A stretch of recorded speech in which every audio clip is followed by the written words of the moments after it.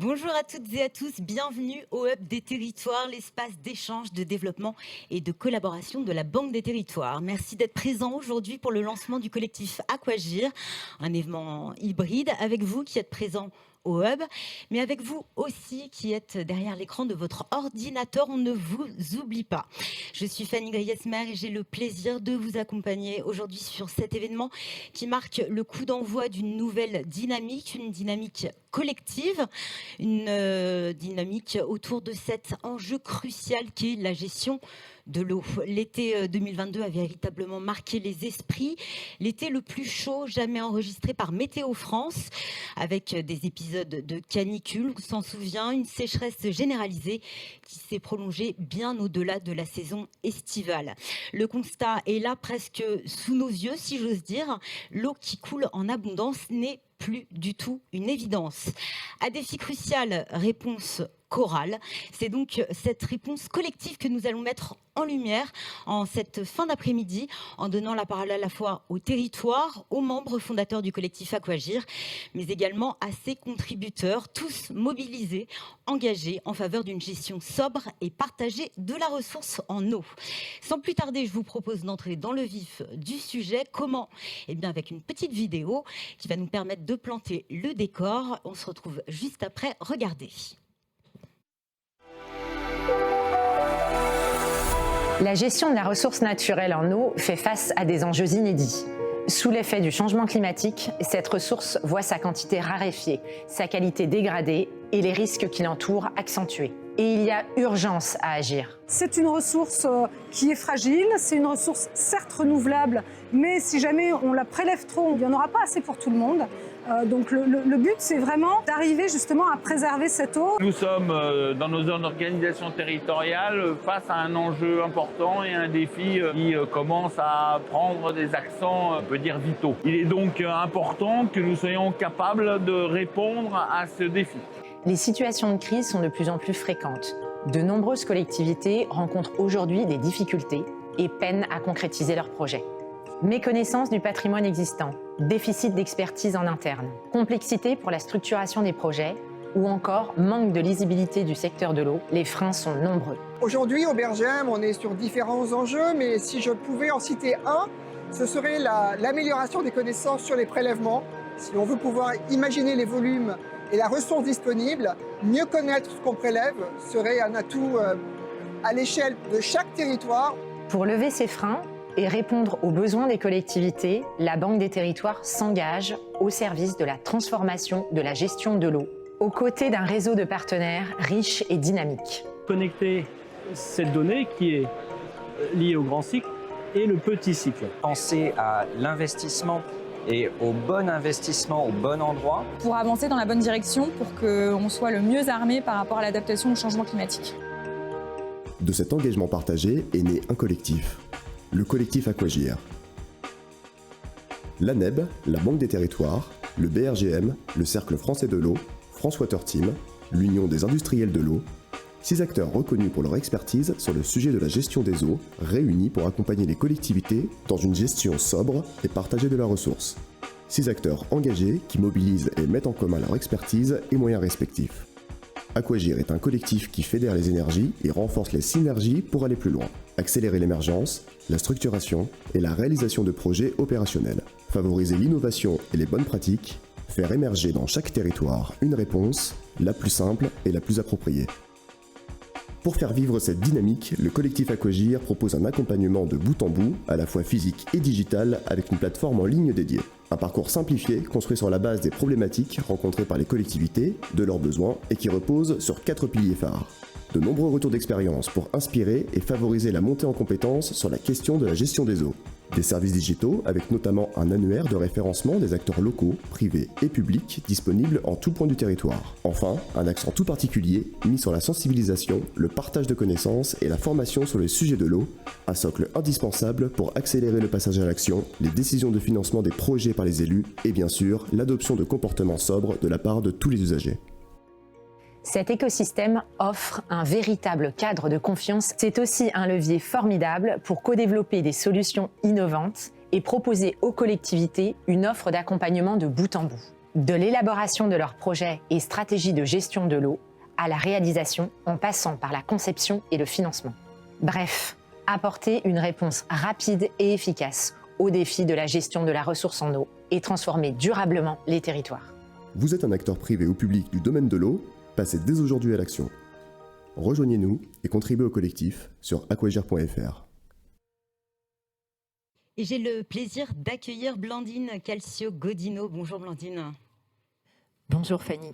Vous êtes directrice du pôle écosystème et innovation à la Banque des Territoires. Alors nous sommes tous réunis aujourd'hui à l'occasion du lancement du collectif Aquagir. Blandine, comment est née l'idée d'un collectif autour de la gestion de l'eau dans les territoires ? Alors, ce que je trouve intéressant, et merci pour cette question Fanny, c'est que nous n'avons pas posé comme point de départ, comme prérequis, justement la structuration de ce collectif. C'est une démarche qui est partie des territoires et qui a été très spontanée et pragmatique. À l'origine, enfin je parle du printemps 2022, au moment où nous avons démarré nos travaux, il y a une volonté commune à la fois de la Banque des Territoires et de 5 de ses partenaires, donc l'ANEB, le BRGM, le Cercle français de l'eau, France Water Team et l'Union des industries et des entreprises de l'eau. Donc cette volonté de travailler sur un sujet commun et d'aider au mieux les collectivités face à l'ampleur des défis liés à la gestion des eaux. Et pour cela, eh bien, nous avons interrogé de nombreuses collectivités sur cette problématique. Vous parlez de défis, je parlerai même de difficultés. Quelles sont les difficultés justement que rencontrent les collectivités dès lors qu'elles se lancent dans un projet eau ? Oui, alors je dirais au-delà du changement global, au-delà des tensions autour de l'eau, au-delà même de l'ampleur de la tâche, le sujet de l'eau, contrairement à ce qu'il peut paraître, est complexe. Il est complexe à la fois en termes de gouvernance, en termes de compréhension globale, en termes de financement, et de nombreuses collectivités sont souvent désemparées. Alors bien sûr, certaines adressent ce sujet de la rareté de la ressource en eau depuis déjà des dizaines d'années, mais celles pour lesquelles le problème se pose avec force, en fait, ont un vrai sentiment d'urgence. Et donc, nous avons effectivement identifié plusieurs irritants, notamment un manque de connaissances précises de la ressource, avec un manque d'accès aux données, un manque de compétences et une difficulté à identifier le bon acteur dans son territoire. Et ce qui est intéressant, c'est que nous, donc les 6 partenaires d'Aquagir, nous avons partagé collectivement ces constats et décidé d'y répondre avec un parcours d'accompagnement de bout en bout. On parle aujourd'hui d'un écosystème qui se structure en collectif. Alors pourquoi avoir choisi cette posture du collectif ? Quels enjeux derrière ? Est-ce qu'il n'y a pas un défi de responsabilité collective, justement ? Alors, clairement, pour nous, c'est une obligation de fonctionner collectivement. Nous n'avons ni le droit à l'erreur, ni le temps pour l'erreur. Et en tant qu'acteur de référence de l'eau, il est de notre responsabilité de nous coordonner pour agir vite et bien sur ce sujet. Et par ailleurs, ça peut sembler être une évidence, mais je pense que ça va mieux en le disant, nous sommes plus pertinents collectivement. Nous avons une vision à 360, nous avons une compréhension facilitée de toute la complexité liée au sujet de l'eau. Et c'est là que rentrent en jeu toutes les expertises en fait, des membres fondateurs d'Aquagir, donc à la fois par exemple sur le sujet de la gouvernance avec l'ANEB, du financement avec le CFE, la connaissance des sols avec le BRGM et bien sûr des acteurs économiques avec l'UIE et France Water Team. Alors aujourd'hui, je parlais de coup d'envoi du collectif Aquagir. Comment fonctionne actuellement le collectif ? Alors je dirais déjà qu'il fonctionne très bien. Ce qui est pas mal pour ceux qui animent des collectifs. On est 6 partenaires et ça fonctionne très bien. Et un grand merci à vous tous présents ici parce qu'on a réussi à sortir ce communiqué de presse rédigé à 6 mains, enfin plutôt à 12. Et donc voilà, je trouvais qu'on était extrêmement efficace. On a créé une vraie relation de confiance en fait depuis l'année dernière. Mais c'est vrai qu'on le dit pas assez, mais ces créations de collectifs, d'écosystèmes, ça prend du temps. Ça c'est aussi pour mon chef préféré. Donc ça prend du temps et donc nous sommes maintenant 6 membres fondateurs qui posons les bases d'Aquagir et qui donnons ce signal fort d'une approche en collectif avec un objectif par contre c'est vraiment de fédérer au maximum autour de cette initiative, de fédérer tous ceux qui veulent contribuer au sujet de l'eau dans les territoires. Alors, il y a un collectif, il y a des contributeurs, il y a des membres fondateurs, mais il y a aussi un parcours d'accompagnement. On a 6 étapes clés et aussi 4 chantiers. Racontez-nous un peu. Alors, les 6 étapes clés, là, c'est le moment où, pour toute l'équipe, je ne dois pas me tromper, mais j'ai de l'aide normalement, voilà, derrière moi. Donc, première étape, la mise à l'agenda de ce sujet de l'eau par les collectivités avec des propositions concrètes d'action et opérationnelles. Deuxième étape, je m'inspire, j'étudie et j'analyse d'autres projets pour la collectivité, la possibilité d'accéder à des retours d'expérience qui mettent en avant des résultats concrets. Et puis après cela, la maîtrise des compétences clés sur son projet avec des contenus qui sont dédiés sur ce sujet. Ensuite, l'étape où l'on va faire des diagnostics, décider et planifier son projet. Puis bien sûr, le sujet du financement avec la recherche et l'identification des financements les plus adaptés. Et là, je tiens à remercier Aide Territoire qui est parmi nous aujourd'hui, puisque dans Aquagir, justement, on va présenter l'ensemble des financements disponibles et bien sûr également ceux de la Banque des Territoires. Et enfin, la mise en œuvre avec la possibilité d'accéder à toutes les offres des acteurs de l'eau qui sont inscrits sur la place de marché Aquagir, d'entrer en relation avec eux, de demander un devis, un sourcing opérationnel. Alors, s'agissant des piliers, c'est très simple. D'ailleurs, d'abord, vous allez bien comprendre aujourd'hui, il y a un site internet, aquagir.fr, avec mes équipes qui ont travaillé tout le week-end encore sur le sujet. Donc, bravo à elles. Un grand nombre de retours d'expérience également. Deuxième pilier qui va permettre vraiment d'avoir une présentation très concrète des enjeux pour les collectivités, des services digitaux et notamment un annuaire de référencement. Donc. Et puis enfin, un certain nombre d'outils et de méthodes, donc pas uniquement digitaux, pour permettre une meilleure compréhension des enjeux liés à l'eau. Parce que pour nous, ce qui est vraiment indispensable, c'est de veiller collectivement à favoriser la sensibilisation, le partage de connaissances, la formation sur le sujet de l'eau. J'ai envie de dire que tout est dans le nom du collectif, puisqu'il y a Agir. En quoi ce parcours que vous venez de nous décrire facilite-t-il le passage à l'action ? Alors, comme je l'ai indiqué, en fait, clairement, on est plus intelligent à plusieurs. Et donc, on s'est dit que la vraie meilleure réponse, c'est cette réponse en parcours de bout en bout. C'est à nous de nous coordonner. C'est pas aux collectivités d'aller comprendre notre mode de fonctionnement et nos offres. C'est vraiment à nous de leur proposer ce parcours complet, d'avoir donc des illustrations concrètes avec des propositions d'action, d'avoir un pas à pas qui va permettre de passer facilement d'une étape à l'autre, de permettre d'identifier les bons interlocuteurs, vraiment de partir non plus des offres, mais du besoin des territoires. Et d'ailleurs, on a 3 territoires pilotes, Hauts-de-France, Centre-Val de Loire et Nouvelle-Aquitaine, sur lesquels en fait il y a les premiers retours d'expérience qui sont présents sur le site internet aquagir.fr.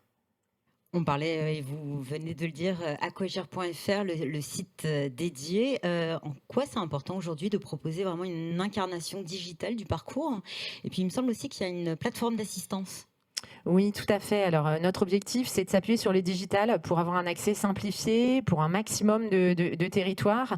Et puis, en ayant des outils à l'état de l'art et notamment cette place de marché qui va rappeler des utilisations que vous avez au quotidien sur vos places de marché personnelles. Voilà, ça doit être très simple d'utilisation, mais au-delà, effectivement, la mise en place d'une plateforme d'assistance qui va permettre à chaque étape de pouvoir poser des questions et qui vont permettre de répondre à des questions plus précises ou à tous ceux qui sont un peu moins à l'aise avec le digital. Et vous l'avez dit, on est plus fort quand on est plus nombreux, ensemble. Vous lancez un appel à contribution. Le collectif Aquagir est donc amené à grandir. À qui s'adresse aujourd'hui cet appel ? Alors effectivement, le collectif Aquagir qu'on lance aujourd'hui, c'est tout sauf un club fermé. C'est vraiment un collectif pour permettre à tous ceux qui souhaitent contribuer d'accompagner les territoires sur le sujet de l'eau. Donc n'hésitez pas à référencer votre organisme, vos expertises, vos outils diagnostiques, vos offres sur la place de marché Aquagir. Et en tant que collectivité, n'hésitez pas à partager vos retours d'expérience et vos bonnes pratiques. On en voit déjà quelques-unes qui défilent derrière moi. Et pour conclure, je pense que c'est vraiment la force en fait de notre collectif qui verra le succès d'Aquagir. Merci beaucoup Blandine. Merci. Blandine Calcio-Godino, je rappelle que vous êtes directrice du pôle écosystème et innovation à la Banque des Territoires. Alors nous allons maintenant donner la parole aux territoires, écouter leurs témoignages, leurs retours d'expérience, des projets en cours ou qui ont été menés à bien. Et pour commencer, je me propose de partir du côté du département de la Creuse et rejoindre Nicolas Bernard qui est avec nous a priori en visio. Nicolas Bernard? Oui, vous m'entendez? Oui, je vous entends, on vous voit même. Bonjour. Bonjour à vous, vous êtes directeur des services techniques de la communauté d'agglomération du Grand Guéret. Alors dans votre territoire, un peu comme dans beaucoup d'autres, économiser l'eau potable est devenu une priorité. Vers quelle solution vous êtes-vous tourné? Expliquez-nous comment ce sujet s'est imposé à l'agenda de la communauté d'agglomération du Grand Guéret. Déjà pour rappel, donc la communauté de l'agglo du Grand Guéret représente 25 communes. L'eau potable provient principalement de zones captantes dans les forêts et d'appoints sur des cours d'eau ou dans des réserves type plan d'eau. Donc depuis quelques années, on sent bien, on est tous frappés par la sécheresse, faible quantité d'eau l'hiver, donc les recherches se font moins. Donc il faut absolument agir et trouver d'autres solutions. Donc il y a un schéma départemental qui permet de nous sécuriser, mais à ce jour, on travaille aussi sur travailler sur les usages de l'eau. Donc la com d'agglo, depuis 2006, a un bassin de récupération d'eau de pluie sur une zone industrielle de 8000 m3 qui permet d'alimenter des usines pour des usages différents. À l'heure actuelle, on a une entreprise qui souhaite une grosse laverie industrielle, donc tous les usages de l'eau permet de répondre les eaux de pluie permettent de répondre à cet usage. Mais ce qui est important, donc on travaille aussi depuis quelque temps, et le plan gouvernemental le demande également, la réutilisation des eaux usées. Ça permettrait de ne moins pomper dans ces ressources qui servent à l'eau potable. Donc en termes de réutilisation des eaux usées, on a une station d'épuration de à peu près 18 000 équivalents habitants. Donc les premiers éléments nous donnent qu'on pourrait utiliser 100 à 300 m3 jour. On recréerait un nouveau bassin à proximité de l'autre pour utiliser ces eaux à des usages de voirie. Ça pourrait être à des usages avec des entreprises de travaux publics pour tout ce qui est compacteur ou raboteuse, et également à des usages d'arrosage pour des filières agricoles. Donc là, on est au début de la démarche. Ce qui est très important de nos recherches actuelles, c'est qu'il faut faire extrêmement attention à ne pas trop réutiliser les eaux usées dans notre région de manière à ne pas modifier le cycle de l'eau. Il est important, on ne pourrait pas utiliser la totalité de nos eaux. On a à peu près 3000 m3 jour qui sont rejetés au milieu naturel. On ne pourrait pas réutiliser la totalité. Sinon, on changerait le cycle de l'eau et on est un peu considéré en tête de bassin. Donc ça poserait des problèmes pour l'aval des bassins où certains peuvent faire du pompage ou d'autres utilisations. Donc à première vue, on est sur 100 à 300 m3 jour. On a là avec votre projet un véritable changement de pratique. Est-ce que vous pensez que votre projet pourrait inspirer d'autres collectivités? Alors je pense que déjà des collectivités se sont lancées dans cette démarche. Forcément qu'elle peut intéresser aussi d'autres collectivités et nous s'inspirer aussi de ce qui est déjà fait. Il me semble que la réutilisation des eaux usées en France, c'est moins de 1%. Alors, je pense qu'on a tous intérêt à travailler dans ce sens-là et forcément à échanger absolument sur nos pratiques, en sachant que toutes les idées sont bonnes à économiser l'eau potable. Après, il faut les adapter, je pense, en fonction de nos régions. D'après ce qu'on voit, il est plus facile de réutiliser un maximum d'eau usée à proximité des océans ou de la mer, alors que nous, il faut beaucoup plus faire attention à continuer à alimenter les bassins versants dans nos régions. Pourquoi avoir accepté de contribuer au collectif Aquagir? Pourquoi il est important pour vous, pour la communauté d'agglomération du Grand Guéret, de partager votre projet, votre expérience? Dans un premier temps, donc c'est les élus et mon président qui ont regardé cette démarche et qui nous demandent de travailler aussi avec un maximum d'interlocuteurs pour partager des informations et aller aussi chercher des idées face à d'autres collectivités, d'autres entreprises, d'autres partenaires, de manière à avoir un maximum d'idées, essayer de les adapter à notre territoire, de manière à économiser cette ressource qu'on pensait inépuisable et qui est, on s'aperçoit, qui s'amenuise d'année en année. Dans notre région, la baisse des pluies fait que on n'arrive pas du tout à recharger nos zones captantes. Cette année, où on devait en janvier recharger à des 3000 m3 jour nos zones captantes sur un secteur, la ville de Guéret, on était à 1700 m3 jour. Donc on a des fortes baisses de recharge. Donc il faut absolument adapter les usages de l'eau potable vraiment à l'eau potable. Et toutes les eaux autres, type réutilisation des eaux usées ou eau de pluie, peuvent servir à d'autres usages. Merci beaucoup Nicolas Bernard, merci pour votre retour d'expérience. Alors après la Creuse, en direction la Charente-Maritime avec La Rochelle, la ville s'est engagée dans un projet d'envergure, la renaturation du marais de Tadon. 84 hectares de zones humides qui ont retrouvé leur fonction écologique, régulatrice, protectrice grâce à d'importants travaux. J'ai rencontré un petit peu plus tôt Hélène Rouquette, elle est directrice nature et paysage à la ville de La Rochelle. Elle revient pour nous sur les grandes étapes de ce projet, ce grand projet, un projet vertueux dont les résultats se mesurent déjà. Écoutez. Alors, le réaménagement du marais de Tadon a été décidé et mûrement réfléchi en 2017. Le marais de Tadon est un site de 84 hectares. C'est un espace naturel qui est classé en ZNIEF, en zone naturelle d'intérêt écologique, faunistique et floristique.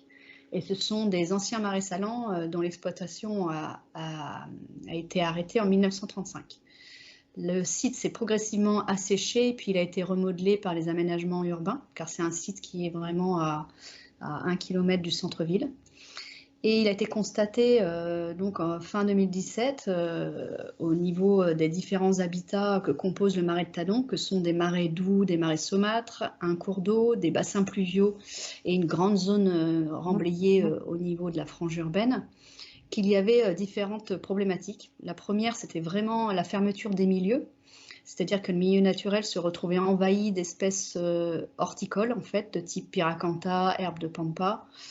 Et puis, on avait aussi le cours d'eau et les bassins pluviaux avec de l'eau qui stagnait, une certaine perte de qualité, une eutrophisation de ces plans d'eau et de ce cours d'eau.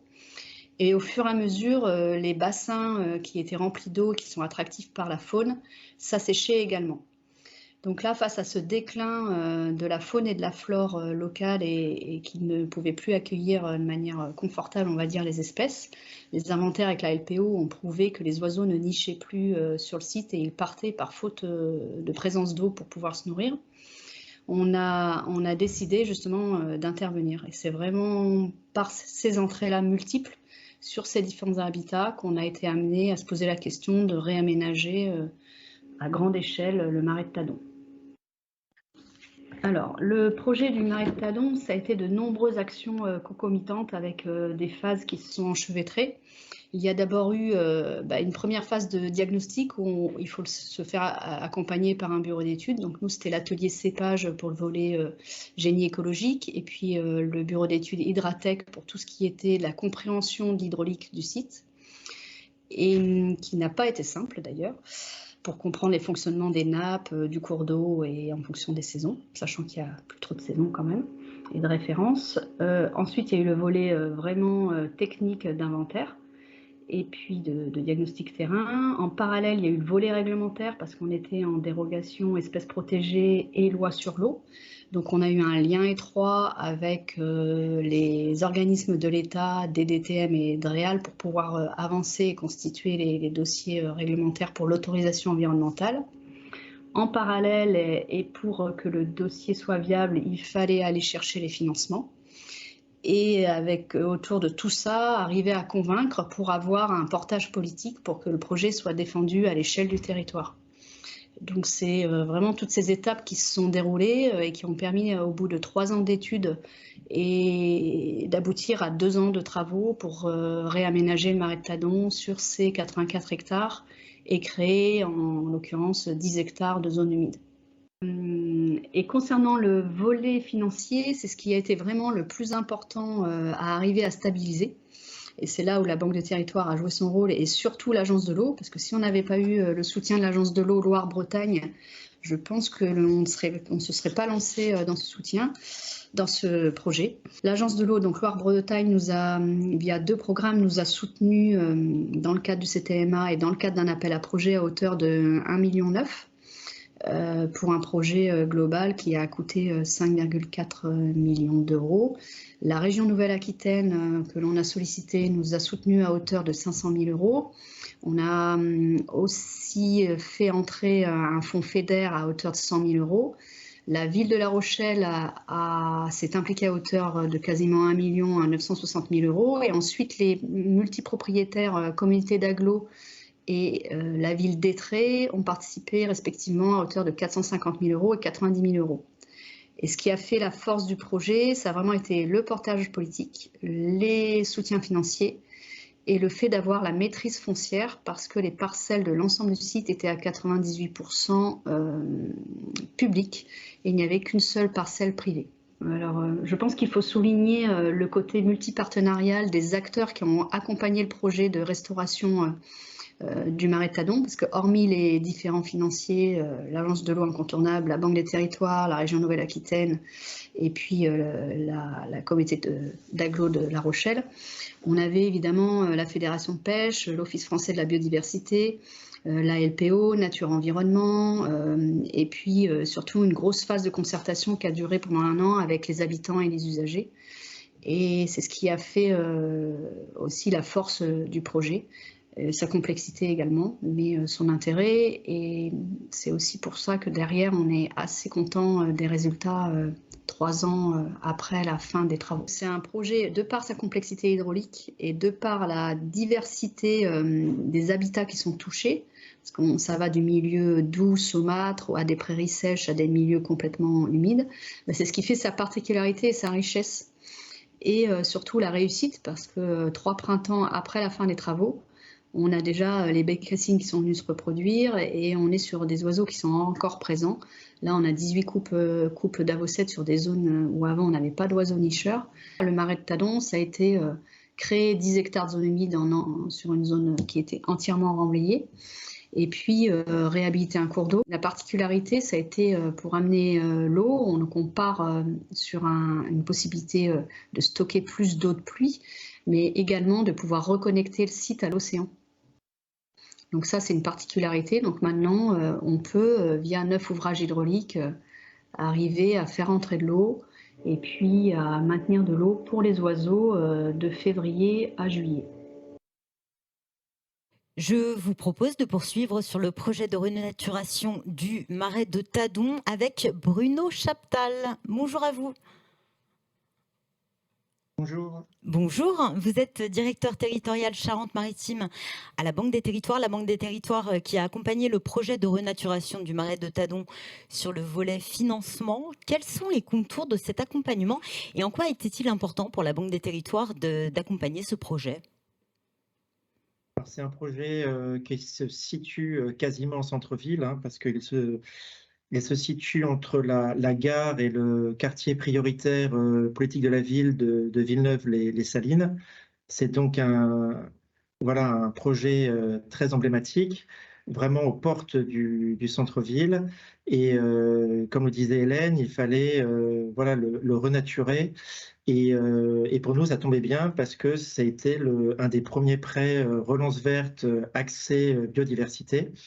Et nous sommes donc intervenus en prêt taux fixe sur 20 ans pour boucler le plan de financement de 5,4 millions. Et donc, nous avons apporté un prêt de 2 millions d'euros pour donc boucler ce plan de financement. Merci beaucoup, Bruno Chaptal. J'appelle maintenant et j'invite Jean Launay à me rejoindre.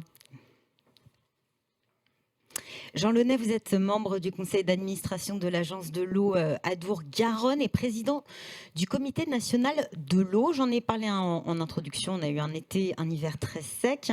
La question de la gestion de l'eau devient un enjeu crucial pour les territoires.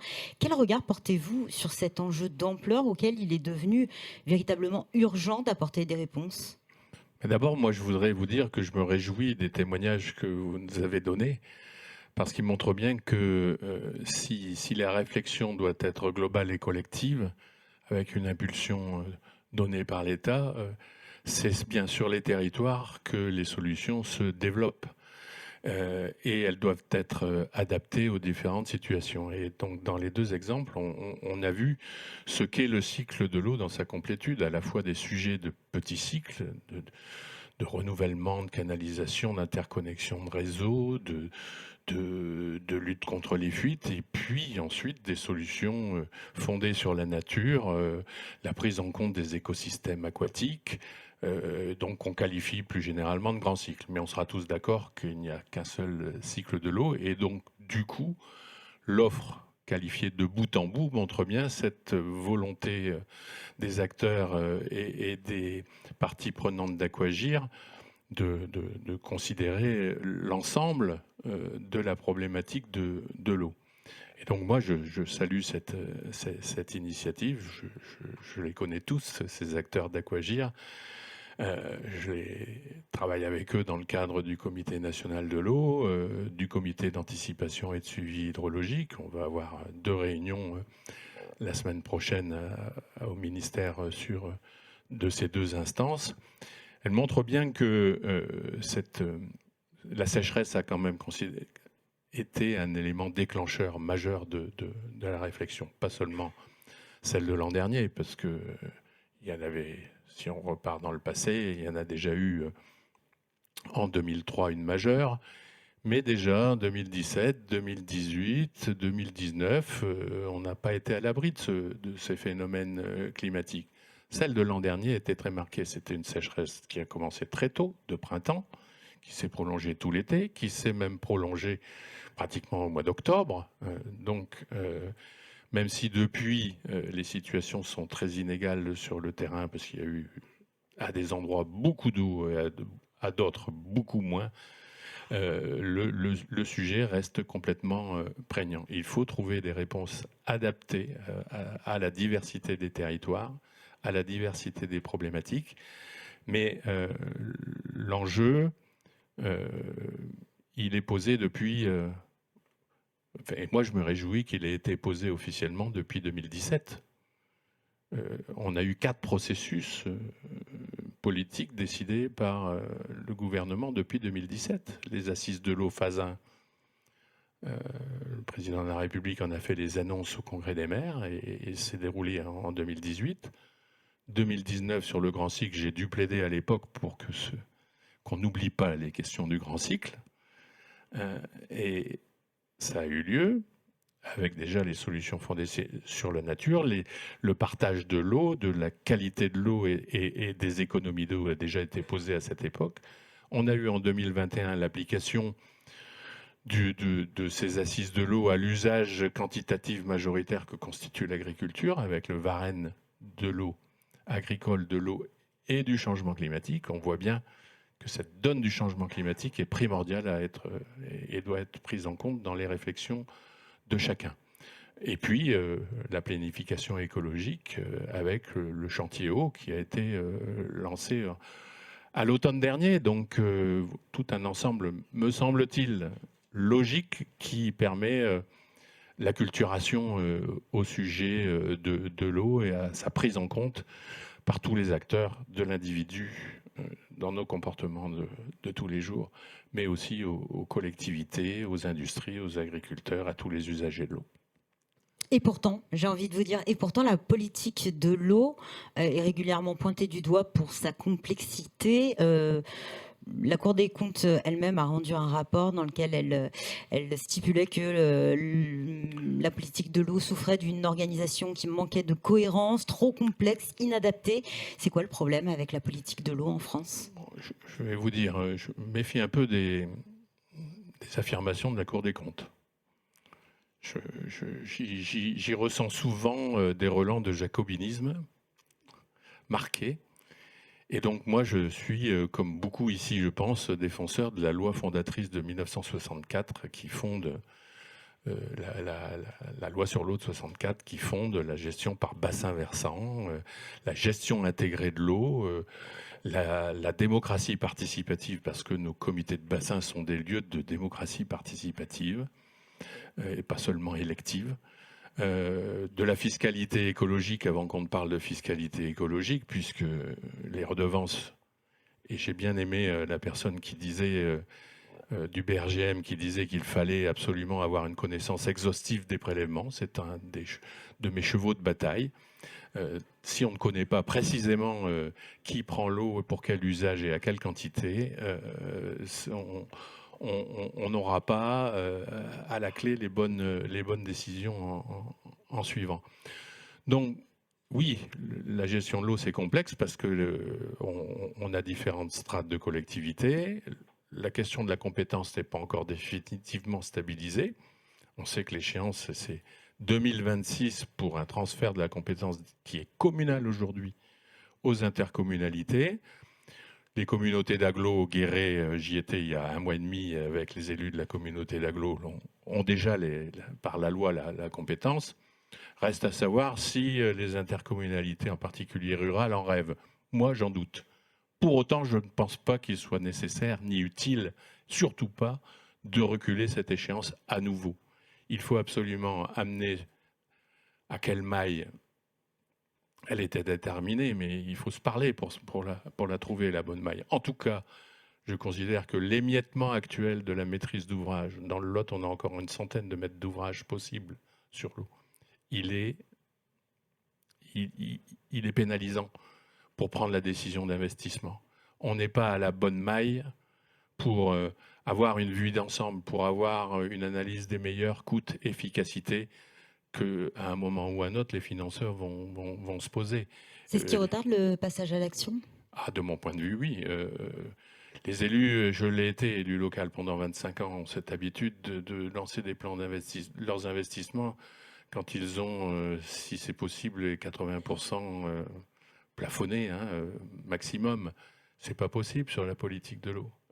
Et le déclenchement de la commande publique ne peut se faire que si il y a une vision plus globale et plus partagée. D'une part, sur les 2 cycles d'ailleurs. Et évidemment, si on veut faire une offre de bout en bout, avoir une vision complète, on ne peut pas en rester à l'échelon communal. C'est pas possible. Il faut donc résolument prendre ce sujet de la gouvernance et de l'organisation de cette gouvernance à bras-le-corps. En tout cas, c'est ce que je suggère à la place qui est la mienne. Merci beaucoup, Jean Launay. Je rappelle que vous êtes membre du conseil d'administration de l'Agence de l'eau Adour-Garonne et président du comité national de l'eau. Merci à vous. Il est maintenant l'heure de donner la parole aux membres fondateurs du collectif Aquagir, une séquence qu'on a appelée Aquagir par Aquagir. Blandine Calcio-Godino nous l'a dit un petit peu plus tôt, on a 4 grands volets. Nous allons donc commencer par le premier, le volet sensibilisation et acculturation. Et pour en parler, j'invite Thierry Burlot à nous rejoindre, il est à distance, et Frédéric Molossi à me rejoindre.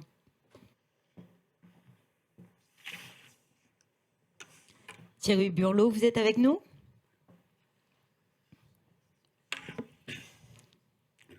En tout cas, Frédéric Molossi, vous êtes là. Oui. Bonjour à vous. Vous êtes président de l'Association nationale des élus de bassin. C'est une fédération d'élus et d'acteurs institutionnels, vous m'arrêtez si je me trompe, qui défend la mise en place sur tout le territoire national d'une gestion équilibrée, durable et intégrée de l'eau et des milieux aquatiques par bassin versant. C'est ce que nous disait un peu plus tôt Jean Launay. Voilà, je vous vois. Bonjour Thierry Burlot. Vous m'entendez ? On ne vous entend pas. Est-ce que vous pouvez activer votre micro ? Voilà, ce sera beaucoup mieux. Je vous entends parfaitement. Impeccable. Vous êtes le président du Cercle français de l'eau. En 2 mots, le Cercle français de l'eau, Thierry Burlot ? C'est une association d'acteurs de l'eau. Avec des partenaires, évidemment, des collectivités et des parlementaires.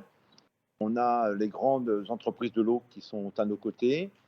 La Banque des territoires, bien sûr, depuis quelques mois, EDF, grand énergéticien, et notre ambition, c'est tout simplement d'essayer de réfléchir collectivement au partage de l'eau, notamment aujourd'hui, face à la situation que l'on vit. Eh bien justement, c'est à vous Thierry Burlot que je vais adresser ma première question. On est sur ce volet de sensibilisation et d'acculturation. Pourquoi on parle d'acculturation ? On a face à nous un véritable changement de paradigme, c'est ça ? Oui, je crois que, vous savez, l'eau a été un peu l'oubliée des COP jusqu'alors. On a eu la COP21 à Paris, qui a été un grand événement autour du dérèglement climatique, une prise de conscience. Derrière, on a eu un travail sur la biodiversité. On a même créé une COP biodiversité. Et l'eau, finalement, était un peu l'oublié de tout cela. Et on s'est rendu compte, notamment à Dakar, au Forum mondial sur l'eau, que finalement, cette ressource naturelle était sans doute la plus impactée par le dérèglement climatique. Et aujourd'hui, plus que jamais, il nous faut prendre conscience que cette eau va devenir rare et qu'il va falloir la ménager, la protéger. Et donc, c'est un des enjeux majeurs auxquels on va devoir faire face. Alors, en métropole, en France, on n'avait jamais imaginé être touché par ces phénomènes.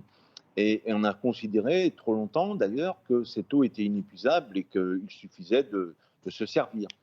On a même oublié d'où venait l'eau. Et pour nous, aujourd'hui, en métropole, on sait qu'elle vient du robinet. Pour les plus finaux, on sait qu'elle vient du château d'eau, d'une station de pompage, mais on ne sait même pas d'où est prélevée cette eau, dans quelle rivière, dans quelle nappe phréatique, dans quel forage. Et il va falloir tout simplement qu'on réapprenne d'où vient cette eau et qu'on sache ensemble et collectivement la protéger, la ménager. Et donc, ça passe par un travail d'acculturation de tous ces sujets. Et il faut qu'on revienne à cette ressource naturelle essentielle pour nos territoires et qu'on sache la protéger au plus près et de la manière la plus efficace possible. Dans le parcours formalisé par le collectif Aquagir, la sensibilisation, l'acculturation marque véritablement le point d'entrée du parcours. En quoi c'est important, lorsqu'on parle des enjeux liés à la gestion de l'eau, de commencer vraiment par la sensibilisation et l'acculturation? Je crois que la question s'adresse à moi. Tout à fait, c'est pour ça que je vous regarde. Oui. Bien, merci d'abord pour cette invitation, mais je crois que Thierry, à l'instant, vient de dire à la fois le fait que la question de l'eau est finalement une question qui est apparue sur le devant de la scène, en tout cas finalement assez tardivement, et c'est vrai qu'il faisait référence à la COP21 où nous étions un certain nombre à regretter qu'elle ne prenne pas la place qu'elle méritait. Il se trouve, on l'a rappelé, qu'à la fois il y a les changements climatiques, on a eu des épisodes qui ont mis sur le devant de la scène, y compris médiatique, des sujets de pénurie en ressources d'eau. Et de ce point de vue-là, c'est vrai que l'épisode, notamment 2022, a vraisemblablement permis de faire de ce sujet un sujet d'actualité. Je crois qu'il faut que nous tirions ce fil sans attendre des prochains épisodes aussi aigus que ceux que nous avons connus l'an dernier. Et de ce point de vue-là, évidemment que on le voit, nous voyons aujourd'hui apparaître un certain nombre de sujets, la ressource en termes quantitatifs, en termes qualitatifs. On voit apparaître sur certains territoires des enjeux, y compris de concurrence entre les différents usages, voire même de conflits d'usage, et que donc il y a évidemment un enjeu important à sensibiliser, notamment les élus qui sont sans doute les premiers sur le devant de la scène en termes, en tout cas, de prise de conscience à la fois des enjeux, mais aussi j'allais dire, des outils à mettre en place en termes notamment de gouvernance sur ces sujets de l'eau. Mais ça va aussi au-delà même des élus eux-mêmes. Ce sont aussi les techniciens, bien évidemment, mais il en existe. Et puis, c'est aussi l'ensemble de la population, puisque ça a été rappelé. Je crois que, y compris le plan eau du gouvernement, insiste sur différents volets, mais on voit bien que parmi les volets, au-delà des spécialistes, au-delà des élus locaux, il y a aussi l'ensemble de la population qui, évidemment, a une responsabilité à la fois individuelle et collective. Mais encore faut-il, pour pouvoir mettre en œuvre un certain nombre de choses, comprendre les ressorts qui nous conduisent à aller vers un certain nombre de propositions, acquérir un minimum d'expertise pour comprendre pourquoi à un moment on va être amené à faire des choix peut-être différents de ceux que nous faisions par le passé. Et de ce point de vue-là, je pense que l'ensemble des acteurs ont un intérêt commun à sensibiliser, partager la connaissance et mettre en avant, j'allais dire, les enjeux auxquels nous allons être et nous sommes parfois déjà confrontés en matière de ressources en eau. Justement, vous parlez des élus. Quel constat vous pouvez dresser sur le niveau d'expertise des élus locaux? Alors, alors là, justement, je voulais réagir parce que, bon, les élus locaux, d'abord, je voudrais dire qu'il y a sans doute, et c'est vrai, beaucoup de chemins et de routes encore à faire en matière d'acculturation, de sensibilisation. même si encore une fois, on l'a vu, même dans des zones où, historiquement, j'allais dire, la question de la ressource en eau n'était pas forcément d'une actualité première. Les élus aujourd'hui ne peuvent plus faire autrement que de s'interroger sur ce sujet-là, évidemment. Mais je voudrais aussi dire quand même que les élus n'ont pas forcément attendu les épisodes récents. On peut remonter à 2003, on a évoqué 2022, puis toute une série d'autres. J'en veux pour preuve que j'ai le bonheur de coprésider avec Bruno Forel une association nationale d'élus, que Thierry Burlot a été aussi un élu local et il n'a pas attendu ces épisodes. Jean Launay, bref. Il y a un certain nombre d'élus, fort heureusement dans ce pays, qui se sont préoccupés maintenant depuis un certain nombre d'années de ces sujets. Bon, et donc, je voudrais dire qu'on ne part pas totalement d'une feuille blanche, voilà, pour dire les choses très clairement. Cela étant, évidemment, le risque, c'est d'être un peu dans l'entre-soi d'élus experts. Nous avons un objectif qu'il faut absolument que nous tenions, c'est de nous ouvrir au plus grand nombre d'entre nous, y compris des collègues qui interviennent sur d'autres sujets qui sont incontestablement liés aussi à l'eau. Je pense à l'aménagement du territoire, je pense à l'urbanisme, je pense au développement touristique et industriel en général.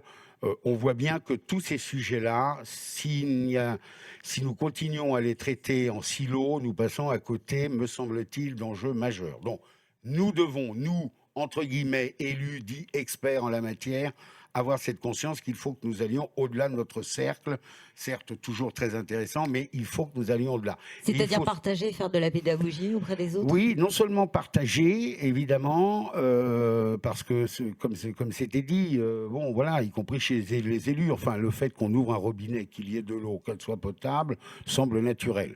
Après, on voit bien que, hormis cette distinction qui reste, à mon goût, un peu floue et sur laquelle voilà, on est un certain nombre à penser, parce que, si vous voulez, avant de penser à boucher les tuyaux d'eau qui vous avez, encore faut-il qu'on puisse mettre de l'eau dans les tuyaux, vous voyez ce que je veux dire.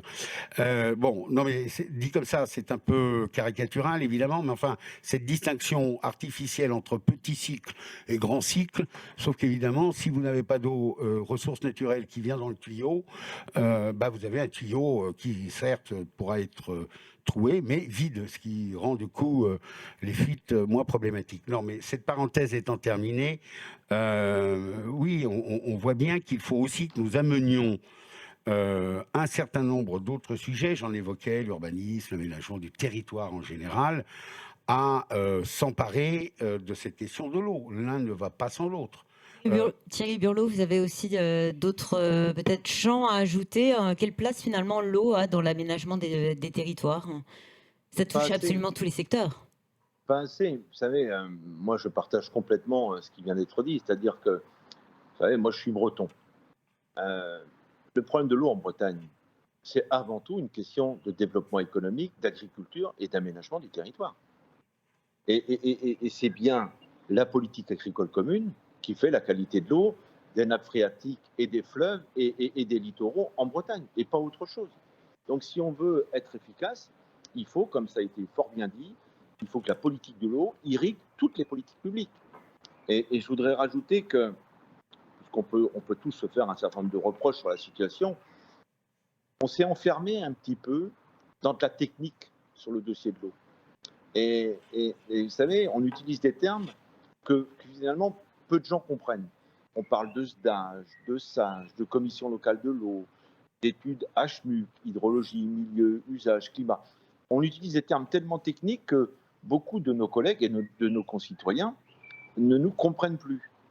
Et donc, il faut qu'on réapprenne, et ça a été encore une fois fort bien dit par mon collègue, qu'on réapprenne ensemble à utiliser les bons mots, à penser à un récit de l'eau. Vous savez, les fleuves ne sont finalement, la qualité de l'eau de nos fleuves, ne sont finalement que le miroir de tous nos dysfonctionnements. Si dans nos fleuves, on trouve des nitrates, des pesticides, des plastiques, des résidus de produits médicamenteux, c'est de notre responsabilité et pas de celle des autres. Donc voilà, il va falloir qu'on arrive à faire comprendre que ce bien commun, cette ressource naturelle essentielle, vitale, mais vitale aussi pour le développement économique, pour nos agricultures, pour notre production énergétique, pour notre biodiversité, enfin bref, tous les actes de la vie, il faut qu'on arrive à faire comprendre que ce bien commun, il va falloir le ménager, le préserver. Et encore une fois, ça peut être une belle histoire.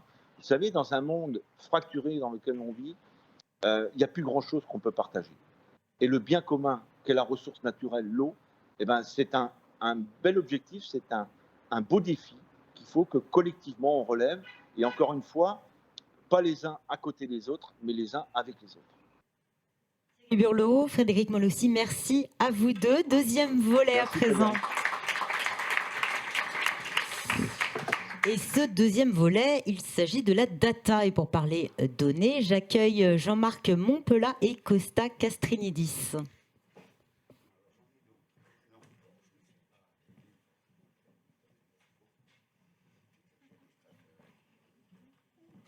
Bonjour à tous les deux. Jean-Marc, juste à ma gauche, Jean-Marc Montpelat, directeur des actions territoriales au Bureau de recherche géologique et minière, autrement dit le BRGM. Donc, un petit mot peut-être sur le BRGM ?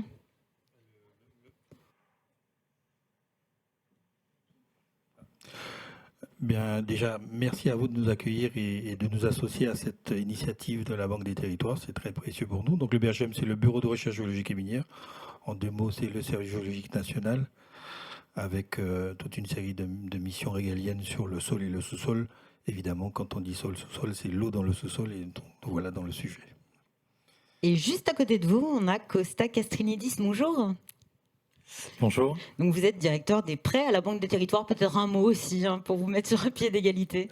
Oui, en tant que directeur des prêts de la Banque des Territoires, nous on intervient historiquement dans le financement de la politique de l'eau, plus particulièrement suite aux assises de l'eau, et à partir de ces assises, on a mobilisé un financement sur lequel on pourra revenir d'ailleurs tout à l'heure, qui s'appelle l'Aquaprêt, qui est un des outils de politique publique qui vient soutenir aujourd'hui la capacité d'investissement des collectivités locales. Et à ce titre, j'ai aussi la chance d'être sponsor de ce plan eau porté par la Banque des Territoires, sur lequel nous sommes tous réunis aujourd'hui. Et je tiens à m'en féliciter, parce que c'est vraiment une avancée, je pense, très significative, et on va pouvoir y revenir dans ces différentes composantes. Alors, on parle à présent de données. Jean-Marc Montpelat, quel est l'état actuel de la donnée sur la ressource en eau ? On l'a dit, généralement assez conséquente, mais peut-être un peu trop éparpillée. Oui, alors, bon, la donnée, c'est vrai qu'elle est ça dépend des ressources et des usages. Donc, pour ce qui nous concerne, les eaux souterraines, il y a évidemment la banque ADES, la base de données ADES, qui est le portail d'accès aux données sur les eaux souterraines. Mais effectivement, il y a de multiples bases de données sur les eaux superficielles, les prélèvements qu'on a évoqués. Donc, disons que pour nous, la donnée sur les eaux souterraines, c'est le niveau des nappes d'eau, et que le BRGM a pour mission, entre autres, de suivre dans l'espace et dans la durée. Voilà. Il y a un enjeu d'agrégation, c'est-à-dire de rassembler, de valoriser aussi cette donnée. Absolument, oui. Alors, les données, effectivement, la plupart des données, en particulier les données de surveillance, sont versées dans la base ADES, mais il y a aussi beaucoup d'autres données qui s'adressent à la surveillance, aux usages, aux impacts, et même des réseaux dédiés à la recherche, qui ne sont pas nécessairement intégrés ou valorisés dans la base. Donc il y a là vraiment un enjeu, si on veut compléter, je dirais, le dispositif de surveillance utile pour tout le monde, mais de mieux connaître, de mieux caractériser ces données, et donc pour pouvoir les intégrer au dispositif global. Il y a aussi un enjeu à mieux se concerter entre maîtres d'ouvrage de différents réseaux. Alors, on peut citer par ailleurs, sur le thème de l'agrégation, deux programmes de recherche qui... au plan national One Water, et puis au plan européen Water for All, dont une des missions est de travailler de réfléchir à une base interopérable plutôt qu'une base unique, de reconstituer quelque chose d'unique, mais qui va aller interroger les bases existantes. Et puis voilà, sur le dernier point, sur l'agrégation, je pense que ça renvoie aussi à la taille des entités qui gèrent l'eau. Ça a déjà été évoqué. Plus elles sont dispersées et petites, plus c'est compliqué de suivre au bon niveau, et on ne peut que saluer les initiatives des syndicats qui se regroupent et qui permettent de bien gérer au bon niveau. Alors, une fois qu'on a toutes ces données, qu'est-ce qu'on en fait ? On a besoin, j'imagine, de les vulgariser, de les valoriser. Oui, alors les données sont... Il y a le réseau, quels sont les grands types de données? Il y a le réseau de surveillance, hein, c'est le réseau piézométrique national, donc qui comporte actuellement à peu près 1850 points. Donc ce réseau est opéré par le BRGM. On est maître d'ouvrage à 93% de ces différents points. Puis il y a d'autres maîtres d'ouvrage, je ne vais pas détailler là. Voilà, il y a d'autres réseaux dédiés aux usages et à la surveillance, comme je le disais. Donc ce sont des points des piézomètres. Donc c'est quoi un piézomètre? C'est tout simplement un point d'accès aux eaux souterraines, à la nappe d'eau, donc à travers des forages ou des puits qui sont équipés de capteurs qui permettent des mesures à des pas de temps réguliers. Tout ça a été transmis. Ça permet de suivre, alors non pas en continu, mais je veux dire en quasi temps réel, le niveau des nappes. Tout cela est ensuite mis à disposition gratuitement sous forme de données brutes ou de données traitées, validées, interprétées par nos hydrogéologues. Alors qu'est-ce qu'on en fait? Ça sert à fabriquer, je pense que tout le monde a dû entendre parler du bulletin de situation des nappes d'eau, qui est intégré ou pas dans des bulletins de situation hydrologique. Donc je pense que ces documents-là sont très largement médiatisés maintenant par la force des choses depuis 2 ans. Voilà, ça permet d'avoir des points de situation et puis de prendre des mesures de restriction. Ça, c'est la première chose. Ça permet aussi, deuxièmement, d'être intégré dans des modèles de prédiction, de prévision sur le court terme, je dirais. C'est-à-dire qu'on peut suivre l'évolution, mais on peut aussi potentiellement anticiper. C'est ça. Donc, on a un premier stade de prévision, de prédiction à court terme. C'est par exemple le cas de l'outil Météonap qui a été développé par le BRGM, qui permet de faire des prévisions saisonnières, qui permettent aussi de faire un suivi par rapport à des seuils de gestion. Donc il y a un projet effectivement pour nous de déployer massivement ce produit Météonap dans les prochaines années. Donc je pense qu'on a actuellement entre 30 et 40 points. On va passer à quelques centaines de points sur les 5 prochaines années. Ça va contribuer à cet enjeu de vulgarisation. Et puis dernier point, en couplant les données sur l'eau à la modélisation du sous-sol, ça permet d'aboutir à ce qu'on appelle des modèles de gestion qui permettent ce sont des outils à la fois qui permettent de faciliter les décisions, les choix d'aménagement, d'équipement et donc qui permettent de mieux gérer la ressource en eau. Costa Castrinidis, vous êtes financeur, vous l'avez dit un petit peu plus tôt, alors on ne vous attend pas forcément sur le volet data, hein, et pourtant vous avez développé à la Banque des Territoires des outils à base d'intelligence artificielle et qui se nourrissent de data. Expliquez-nous un petit peu. Oui, tout à fait, Fanny. Et c'est vrai qu'en accompagnant les politiques publiques, au-delà du rôle de financeur, on s'est rapidement rendu compte qu'il y avait un volet d'ingénierie amont qu'on a adressé, à la fois en apportant des moyens aux collectivités locales pour les aider dans cette ingénierie, mais également en mobilisant des solutions fondées sur la data science. C'est ce qu'on a fait notamment sur la rénovation thermique des bâtiments, qui est une de nos autres priorités d'action. Et donc, on a mis en place avec nos partenaires, en l'occurrence avec Enedis et GRDF, un outil qui s'appelle PrioRéno, qui est un outil qui modélise la consommation énergétique des bâtiments publics et qui permet finalement en quelques clics de savoir quels sont les bâtiments les plus énergivores du parc bâtimentaire d'une collectivité locale. Et l'idée, c'est d'aider la prise de décision. Ce sont des outils de place en réalité, des outils gratuits qui sont mis à la disposition de la politique publique, qui n'ont pas la prétention de venir remplacer un travail de cabinet d'études qui est évidemment souvent central dans un process de prise de décision, mais l'idée c'est de pouvoir accélérer. On se rend compte que on va plus vite dans la décision d'investissement et on peut aussi plus facilement communiquer sur cette décision dès lors qu'on a de la data, de la donnée qui éclaire la décision et qui est aussi exploitable et communicable vis-à-vis des administrés. Et souvent, ça aide à comprendre les décisions et les choix d'investissement. C'est ce qui nous a motivés à investiguer ce champ-là, qui est très amont. Et c'est ce qui nous amène, effectivement, dans le cadre du collectif Aquagir, de soutenir ces projets de data science au service de la politique de l'eau. Vous l'avez dit un peu plus tôt, c'est un véritable outil d'aide à la décision, au passage à l'action. Au BRGM, c'est aussi, vous avez ce sentiment que la data est un véritable levier finalement? Oui, bien sûr.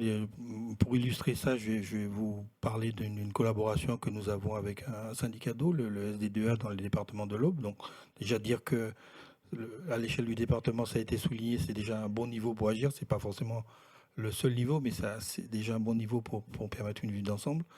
Donc, ce syndicat, ce qu'il veut faire, il a un certain nombre d'investissements à mettre en œuvre, à la fois pour la production et la distribution de l'eau.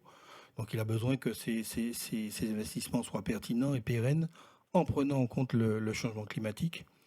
Et il veut aussi s'assurer d'un meilleur partage possible de l'eau entre les différents usagers. Donc c'est sur cette base-là qu'on les accompagne en modélisant à la fois les usages et en modélisant la gestion de l'eau pour leur permettre de faire les meilleurs choix en comparant différentes options, etc., différentes hypothèses. Et donc, c'est tout à fait vers ce genre de choses qu'on s'oriente avec les collectivités. Vous avez aussi des exemples, Costa Castrinidis, de collectivités qui ont utilisé les outils développés par la Banque des Territoires et qui ont véritablement pu enclencher un projet eau.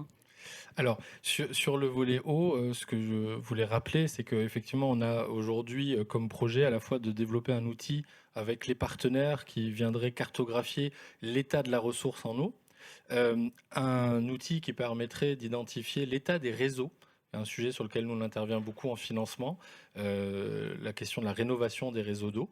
On sera à la fois sur le grand cycle et le petit cycle. Exactement, tout à fait. Et enfin, de pouvoir aider dans le diagnostic un peu prédictif, notamment pour prévenir les conflits d'usage qui sont aujourd'hui une vraie source de préoccupation pour l'ensemble des élus locaux et pour lesquels des outils de simplification de recours à la donnée pourraient avoir un impact important. Donc on est en train de travailler à ces différentes briques. Elles ne sont pas encore disponibles, mais on a vraiment l'ambition de pouvoir le faire progressivement dans les prochains mois avec tous les partenaires. Ce que j'aimerais rappeler, c'est une bonne illustration, la data, de ce qui a été dit précédemment, c'est-à-dire qu'il faut enlever les silos et il faut croiser les données. C'est à ce moment-là qu'on crée de la valeur. Et c'est vrai qu'en ayant des partenaires qui ont aujourd'hui des données, en ayant des collectivités locales engagées à nos côtés pour pouvoir partager l'accès à ces données, et puis tous les opérateurs et les industriels du secteur qui ont aussi beaucoup de données, il y a probablement un potentiel de création de valeur qui est très très important. Et le fait de pouvoir le faire dans un cadre public, désintéressé, partenarial, croisant le public et le privé, est probablement une excellente nouvelle pour l'ensemble de la politique de l'eau, même si ce sont des défis importants et qui vont nécessiter beaucoup d'ingéniosité et de technicité. Merci à tous les deux. Merci beaucoup. Costa Castrinidis, vous restez avec moi. Nous allons maintenant parler financement et j'invite Élise Marion à me rejoindre sur scène.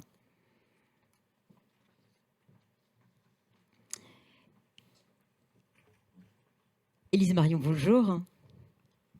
Bonjour. Vous êtes directrice et fondatrice de la plateforme Aide Territoire. C'est une start-up d'État destinée à faciliter la recherche d'aide financière et d'ingénierie par les collectivités territoriales et leurs partenaires locaux via une plateforme dédiée. Alors on a parlé des connaissances techniques, des données. Le nerf de la guerre finalement c'est quand même le financement. Hein, voilà. Et une question que je vous adresse, Élise Marion. Quels sont aujourd'hui les freins ou les irritants dès lors qu'on parle de financer un projet eau et lorsqu'on est bien sûr une collectivité ? Alors pour les collectivités, c'est vrai que c'est extrêmement complexe de savoir comment financer un projet sur l'eau. Tout d'abord parce qu'il y a une multiplicité d'acteurs, une multiplicité de financeurs que les collectivités, les élus ne connaissent pas toujours. C'est vrai que sur une région, on peut avoir jusqu'à 250 offres différentes, offres d'aide, alors qu'on parle d'aide à l'investissement et sous un format subvention ou des prêts également. On peut avoir des aides pour financer de l'ingénierie, parce qu'évidemment l'ingénierie est indispensable pour lancer, pour accompagner ces projets d'eau, mais également des offres en ingénierie. Donc pour savoir à qui s'adresser pour créer son projet et savoir à qui demander des financements, c'est vrai que c'est très complexe pour un élu, pour une collectivité qui arrive et qui découvre. Et je pense notamment aux nouvelles équipes, aux nouveaux élus qui sont arrivés en 2020, au turnover qu'on peut observer parmi les agents territoriaux, parmi les secrétaires de mairie. C'est vrai que des fois, on a des experts qui ont un super réseau, qui savent très bien à qui s'adresser, et puis la personne part, et en fait, il faut tout reconstituer. Donc identifier sur son territoire les différents acteurs, ça prend un temps énorme. D'où l'idée finalement d'être territoire, hein, d'outiller les collectivités pour s'y retrouver dans cette jungle et repérer les financements, les financeurs qui sont accessibles, qui sont disponibles à un instant T. Alors, Aide Territoire s'adresse à finalement n'importe quel projet qu'on peut vouloir initier. Qu'est-ce que Aide Territoire apporte au collectif Aquagir aujourd'hui ? Alors, Aide Territoire pour le collectif Aquagir, donc c'est une plateforme en ligne. Donc, on offre déjà un moteur de recherche pour les collectivités. En fonction de sa localisation sur le territoire, on va pouvoir chercher qui sont les porteurs, qui sont les financeurs qui peuvent venir accompagner un projet. Et ça, on va pouvoir le rechercher à une échelle très fine parce qu'on invite tous les financeurs, tous les porteurs d'aide à venir référencer leurs offres. Alors qu'on parle de l'Europe, parce qu'on a les aides européennes qui sont présentes sur Aide Territoire, qu'on parle des grands dispositifs nationaux, hein, Aide Territoire et l'opérateur unique pour le Fonds vert. Donc voilà, on va retrouver toutes les offres des ministères, les offres du Fonds vert en particulier. On va retrouver les agences comme l'OFB, des établissements publics, le CEREMA qui propose des choses, les départements, les régions. Donc là, on travaille avec les conseils régionaux, les conseils départementaux pour référencer leurs offres.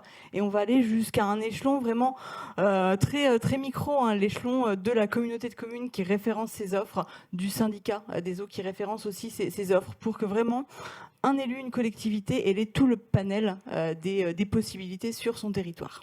Il y a aussi la Banque des Territoires. Et la Banque des Territoires, évidemment, bien sûr. Justement, quelles sont les offres que vous proposez en financement de projets, où vous nous avez parlé un petit peu plus tôt d'Aquaprès ? Oui, alors peut-être pour rappeler notre cadre d'intervention, c'est vrai que historiquement la Caisse des dépôts intervient en finançant les grandes infrastructures du pays. On le fait en transformant notre épargne, hein, donc les livrets A, les livrets développement durable de l'ensemble des citoyens sont transformés en prêts de longue durée. C'est une des forces du modèle dit du fonds d'épargne. Et ce modèle est très adapté à la question des infrastructures d'eau, avec notamment la capacité de financer sur des maturités très longues.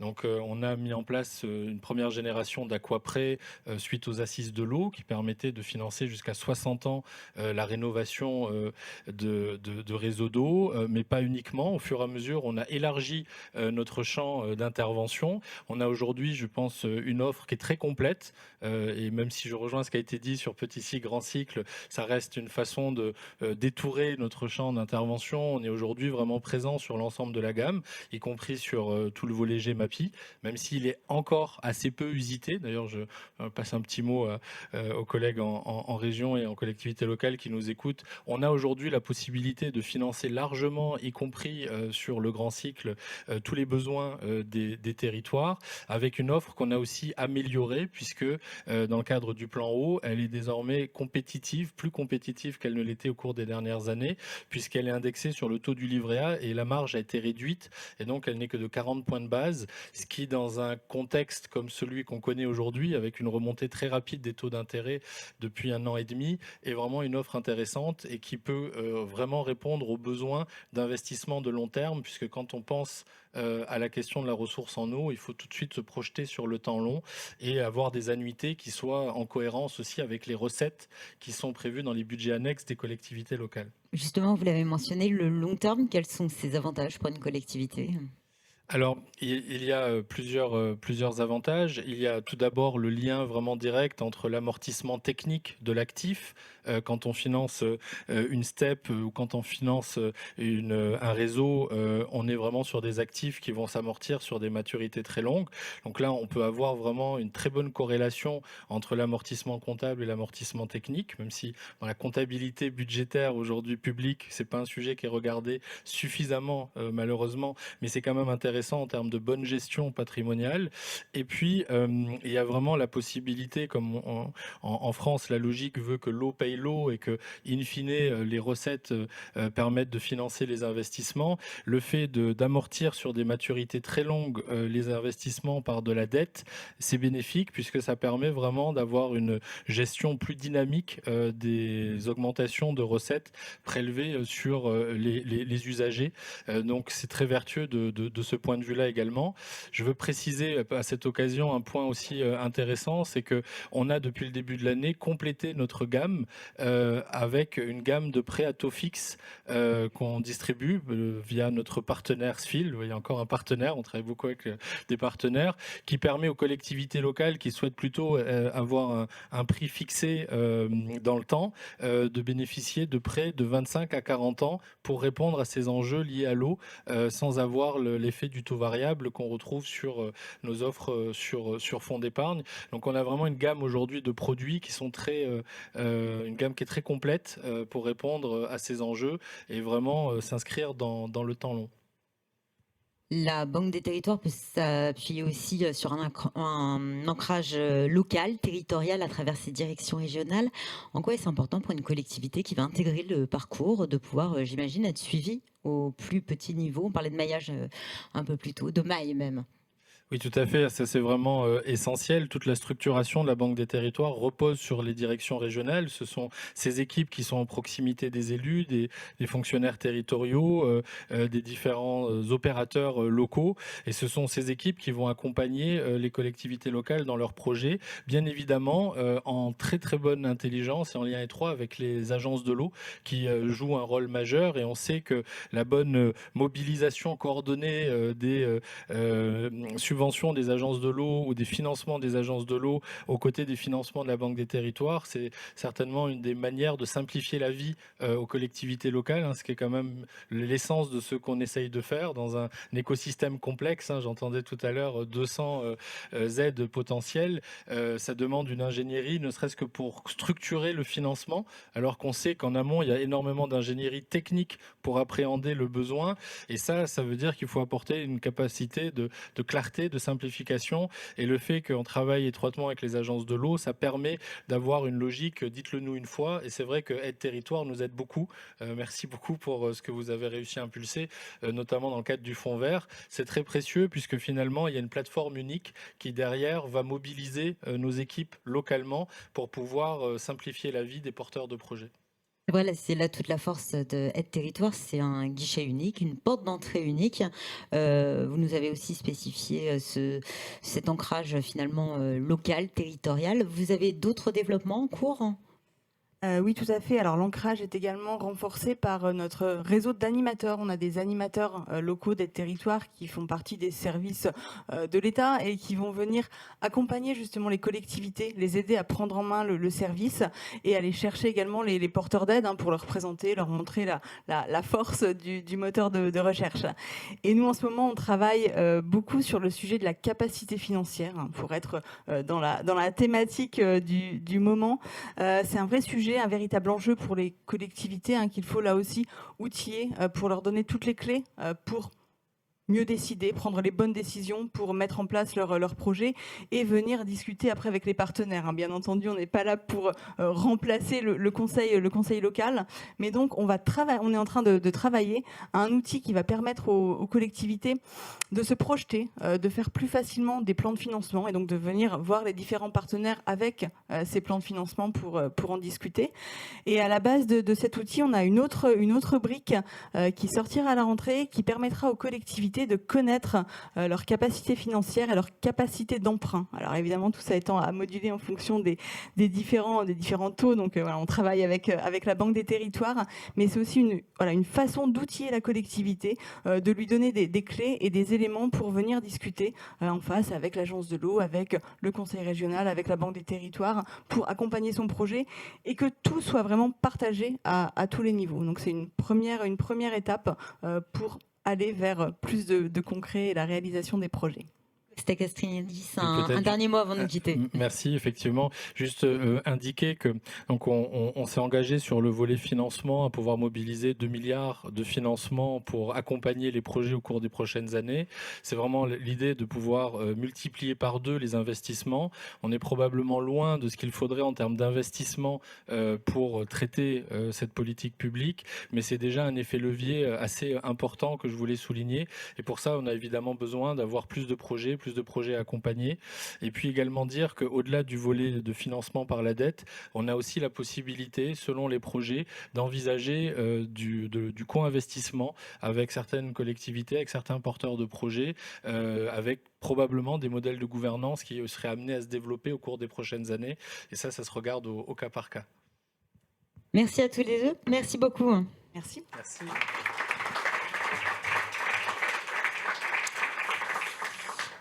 Et on passe maintenant au dernier volet, c'est le volet entreprise. Sylvain Boucher, Jean-Luc Ventura, si vous voulez bien me rejoindre.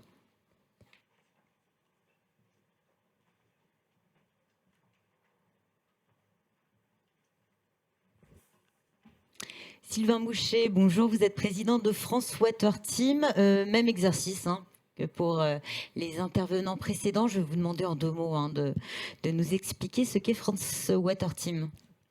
Alors, France Water Team, c'est le regroupement de 3 pôles historiques dans le domaine de l'eau, DRIB en Centre-Val de Loire, Hydréos, Grand Est, Aquavalais, Occitanie et Région Sud, qui, dans le principe des pôles de compétitivité, réunissent des grands groupes, des ETI, des TPE, PME, innovantes, des académiques, labos de recherche, universitaires, grandes structures, BRGM, INRAE, pour faire de l'innovation collaborative et construire de la connaissance et la partager avec les utilisateurs, notamment décideurs publics et décideurs privés. Jean-Luc Ventura, bonjour. Vous êtes président de l'Union des industriels de l'eau, on surnomme aussi UIE.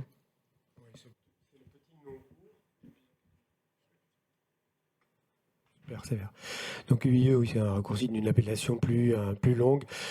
Pour faire court, on est un des syndicats de spécialité de la Fédération nationale des travaux publics, connue sous le nom de FNTP, qui regroupe 8300 entreprises en France. L'UIE, donc c'est une des fédérations, un des syndicats de spécialité avec celui des canalisateurs qui travaille sur la verticale eau. Donc on réunit des acteurs depuis le forage jusqu'au traitement des eaux pour le rejet en milieu naturel, mais aussi sur les eaux de pluie, les eaux pluviales. Peut-être cette question à tous les deux finalement. Comment les entreprises de l'eau adressent-elles les défis que l'on vient de décrire tout au long de cet événement? Finalement, comment œuvrent-elles aujourd'hui pour garantir une ressource demain? Alors j'ai envie de dire, il y a 4 réflexions principales et 4 axes de travail. Les 4 réflexions principales, c'est réfléchir sur les usages de l'eau, essayer d'éliminer les consommations inutiles. Une fois que l'on a défini les consommations nécessaires, sur les consommations nécessaires, les rendre efficaces et efficientes. Je prends un exemple simple, lutter contre les fuites d'eau. Après, réfléchir sur la ressource en tant que telle et générer de nouvelles ressources. Alors, une nouvelle ressource, c'est capter les eaux de pluie, les utiliser, réutiliser les eaux après usage, leur donner plusieurs vies, réalimenter les nappes phréatiques, donc travailler sur l'infiltration, désimperméabiliser les sols, les faciliter, donc le retour à la nappe phréatique et le recharge, donc tout un travail sur la ressource. Et enfin, un 4e travail, c'est celui de la gouvernance, celui de la connaissance, celui de la diffusion de la connaissance de façon à aider la décision autant publique que privée. Et pour ça, les 4 grands axes de travail, ils sont simples. Le premier, c'est l'information des décideurs publics et privés sur les solutions existantes. Et là, des démarches comme celle d'aujourd'hui permettant de partager sont nécessaires. Donc c'est partagé à l'occasion de colloques, à l'occasion de séminaires, à l'occasion de webinaires. Plusieurs vont se dérouler actuellement, par exemple sur la présentation des mesures gouvernementales, par exemple sur les solutions liées à l'eau et l'énergie dans l'industrie agroalimentaire, et j'en passe. Donc c'est le partage de la connaissance. Le deuxième, c'est à partir de ce partage de la connaissance, écouter. Et avec les laboratoires de recherche, les milieux académiques, les TPE, PME innovantes, construire de nouvelles solutions, adapter les solutions existantes, faire en sorte, 4e axe de travail, de réunir les briques existantes pour construire des offres intégrées. Donc, améliorer l'existant, juxtaposer les briques pour faire des solutions. Et enfin, faire de l'innovation collaborative, c'est-à-dire essayer de franchir une rupture de façon à apporter une solution nouvelle ou une solution plus performante à partir de solutions existantes. On va revenir sur le rôle de l'innovation. Jean-Luc Ventura, moi j'aimerais savoir quels sont les défis majeurs auxquels les entreprises de l'eau font face aujourd'hui. Quels sont leurs grands enjeux ? Alors on a beaucoup parlé aujourd'hui des défis auxquels on a été confrontés aujourd'hui. La crise de 2022, la grosse sécheresse, la baisse des nappes phréatiques, le partage de l'eau auquel on est confronté sur certains territoires. Et donc tout ceci on est absolument d'accord, mais on se projette un peu au-delà. On est tous d'accord pour dire que 2050, l'éco-neutralité, ça serait bien qu'on y arrive. Pour être à cette neutralité carbone en 2050, quand on parle des investissements dans les infrastructures d'eau, il y a une première chose qu'il faut savoir. La valeur neuve de ces infrastructures, c'est 500 milliards d'euros. Le cycle complet dont je parlais tout à l'heure, sur le petit cycle plus le pluvial, on parle de 500 milliards d'euros d'actifs en valeur neuve. Ces actifs, ils ont été imaginés, dimensionnés, pensés après-guerre. Premier réseau d'eau potable qu'on a voulu donner l'eau potable à tout le monde. Et ils sont encore en service aujourd'hui. Donc les investissements qu'on fait aujourd'hui, ils vont servir, ils vont être dans la comptabilisation en 2050 de l'éco-neutralité. Donc on a cette urgence-là. On a cette obligation de prendre en compte aujourd'hui notre impact sur le climat pour arriver à cet objectif qui n'est pas...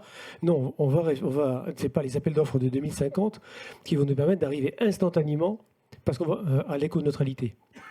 Parce qu'on sera, d'une part, incapable de produire 500 milliards de travaux en une décennie. Donc il va falloir du temps pour s'adapter. Et puis qu'on n'aura pas les ressources financières, même si la Banque des Territoires, avec le directeur des prix qui est là, mettra beaucoup de volonté à accompagner tout ça. Donc, on a cette obligation, et je voudrais, dans le débat qu'il y a aujourd'hui, qui est super intéressant, se dire, voilà, c'est aujourd'hui que ça commence, on n'a pas à attendre demain ou après-demain, si on veut être en neutralité carbone, c'est aujourd'hui qu'il faut le prendre en compte. Ça, c'est une première chose. Deuxième défi qu'on doit prendre en compte, c'est l'adaptation au changement climatique. L'adaptation au changement climatique sur un temps long, de la même façon. Les infrastructures qu'on construit, elles vont durer 50 ans, 80 ans, 100 ans. C'est pour ça. Et donc, dans 50 ans, dans 80 ans, quels seront les problèmes auxquels on va être confronté d'un point de vue climatique? Et comment on pense les investissements dans les infrastructures et la construction de ces infrastructures pour résister à ce temps long. Donc voilà, c'est deux grands enjeux aujourd'hui qui nous animent et sur lesquels on réfléchit au niveau de la Fédération des travaux publics pour se dire comment, dans cette transition écologique, on revoit complètement l'aménagement du territoire dont on parlait aussi et comment on prévoit des infrastructures qui vont pouvoir s'inscrire dans un horizon de temps qui n'est absolument pas le même que celui qu'on a connu au siècle précédent. Alors, est-ce que le comment passe par l'innovation ? Quelle est votre position sur l'innovation ? Est-ce que c'est un peu le salut de la décarbonation et de l'adaptation au changement climatique ? Alors pour moi, l'innovation, elle est fondamentale. Elle est fondamentale par le fait que, comme tu l'as dit, il y a la réflexion à l'échelle du territoire. Et ça a été dit par plusieurs personnes. Revenir à l'origine des choses. L'eau se met en œuvre à l'échelle d'un bassin hydrographique pour alimenter des territoires. Donc il y a l'équilibre de ces territoires, leurs contraintes, les différentes natures d'usage qu'il faut desservir, la vie quotidienne, l'agriculture, l'économie, l'industrie productive. Et il faut trouver des solutions pour l'ensemble.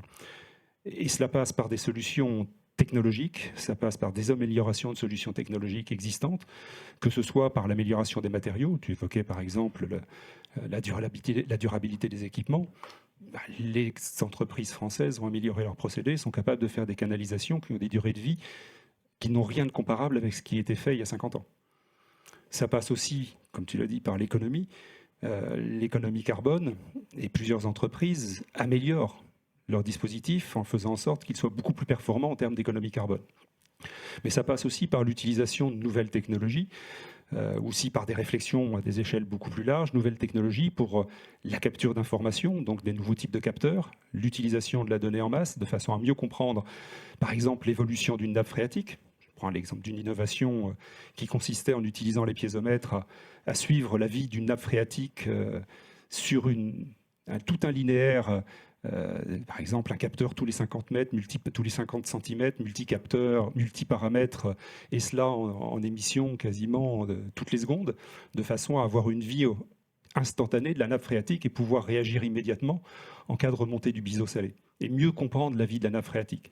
Ça peut aussi être analyser la façon dont les différentes solutions de reuse se mettent en œuvre. D'une part, la façon dont les plantes réagissent à l'utilisation d'eau de reuse. Donc, est-ce qu'il peut y avoir des risques de migration de polluants à l'intérieur de la plante et donc de l'aliment que l'on va consommer à la fin de la chaîne de production? Et que ça, ce soit aussi bien dans de l'irrigation au goutte à goutte qu'en situation d'irrigation de plein champ. C'est l'utilisation de l'intelligence artificielle pour être en capacité de mieux identifier en amont, de mieux détecter les évolutions anormales de l'utilisation du réseau. Donc c'est extrêmement divers parce que le métier de l'eau utilise des métiers de nature extrêmement différente. Mais dès l'origine, il y a un point commun. C'est le fait que ça s'utilise sur un territoire, et donc c'est d'abord une réflexion d'aménagement du territoire. Et je pense qu'il faut revenir à l'origine du débat, c'est-à-dire réfléchir à la façon d'aménager le territoire, à la façon d'aménager la ville, à la façon d'aménager le quartier, à la façon d'aménager le bâtiment, en réintroduisant une autre façon de voir le cycle de l'eau à chacun des niveaux de vie, avec des possibilités de boucles fermées locales, de boucles fermées plus larges, et de reuse à l'échelle de la ville. Donc on a bien compris qu'il y avait des solutions, donc des offreurs, des porteurs de solutions, mais il y a aussi des collectivités, des besoins qui émanent de celles-ci. On l'a bien compris, des besoins propres à chaque territoire. Une offre, des demandes, un peu des difficultés aussi à faire converger les deux. Il y a un souci sur la rencontre de l'offre et de la demande. Alors, la grande difficulté, effectivement, c'est de permettre aux collectivités et aux entreprises privées, qui sont aussi des utilisateurs, ne pas les oublier, entreprises productives, d'avoir une vision sur l'ensemble des réflexions, au sens recherche, au sens maîtrise d'œuvre, mise en œuvre, ou au sens technologique, permettant d'améliorer le processus d'utilisation de l'eau à leur niveau. Alors, il existe des démarches pour le faire, les salons y contribuent. Il y en a un qui s'est déroulé au début de l'année, le salon CGLE à Rennes, il y en a un autre qui va se tenir à la fin de l'année, Polytech, mais notre problématique à nous, c'est de pouvoir adresser le plus grand nombre et de faire en quelque sorte une exposition permanente et de pouvoir afficher les évolutions et surtout le contexte dans lequel ces solutions se mettent en œuvre. Et c'est là où l'intérêt que l'on peut y trouver, c'est le fait de pouvoir toucher le plus grand nombre et surtout d'adresser les évolutions des cadres techniques à l'intérieur des collectivités, à l'intérieur des structures de maîtrise d'œuvre, pour qu'elles aient toujours l'information du meilleur niveau à tout moment. Et c'est là où une solution comme Aquagir présente tout son intérêt. Avec la place des marchés dont on a parlé un petit peu plus tôt, Jean-Luc Ventura. Et surtout l'exposé des mises en œuvre. Cette réunion et cette rencontre entre l'offre et la demande, ça sert. Et le fait aussi, on parle de place des marchés, que finalement de nombreuses entreprises soient réunies et exposent leur offre. Quel est l'intérêt, non seulement pour les entreprises, mais aussi pour les collectivités? Dans la poursuite de ce que je disais tout à l'heure, on est face à des défis qui sont absolument déments. On va devoir reconstruire complètement des infrastructures pour les adapter à une transition climatique qu'on n'a jamais connue dans l'histoire de l'humanité. Quand on regarde les courbes, cette exponentielle sur les augmentations de température, on ne l'a jamais connue. Et cette augmentation de température, on sait qu'elle joue sur l'eau, sur l'évaporation. Chaque degré, c'est 7% d'évaporation en plus. Et donc, qui dit évaporation, dit moins de recharge de nappe, etc. Pour affronter ça, on a évidemment besoin d'innover, on a besoin de mettre en œuvre cette innovation, je dirais même, beaucoup plus rapidement que ce qu'on le fait aujourd'hui. On a vécu des décennies sur lesquelles on était sur de l'innovation un peu incrémentale. Bon, c'était bien de faire de la télérelève, pour améliorer le cycle de facturation, des choses de ce type-là. Aujourd'hui, on est face quand même à quelque chose qui est d'une ampleur, d'une magnitude qui est incomparable. Et c'est une opportunité formidable pour tous ceux qui ont envie d'innover, pour tous ceux qui ont envie de vivre cette transition, dont c'est le mot consacré aujourd'hui quand on parle de ce sujet. Enfin, le sujet de l'eau devient une des priorités. Et je remercie Jean qui est là, qui avait initié Jean Launay, les assises de l'eau en 2017. Mais même en 2017, on était beaucoup moins entendu qu'aujourd'hui en 2022, parce qu'en 2022 et 2023, on a touché du doigt ce que voulait dire voilà, des baisses de précipitations, des baisses de recharge de nappes et qui ont mis à mal la résilience de nos infrastructures. Et on n'est qu'au début. Donc, l'innovation, la place de marché, les acteurs, les collectivités, les industriels, on doit se retrouver et tous ensemble dans des lieux comme ça, aller, mais avec un niveau d'ambition encore plus élevé que celui qu'on a aujourd'hui. Là, je regarde Blandine. Je dis, Blandine, il va falloir aller plus vite, plus loin. Je suis d'accord avec ton patron. Sylvain Boucher, Jean-Luc Ventura, merci à tous les deux.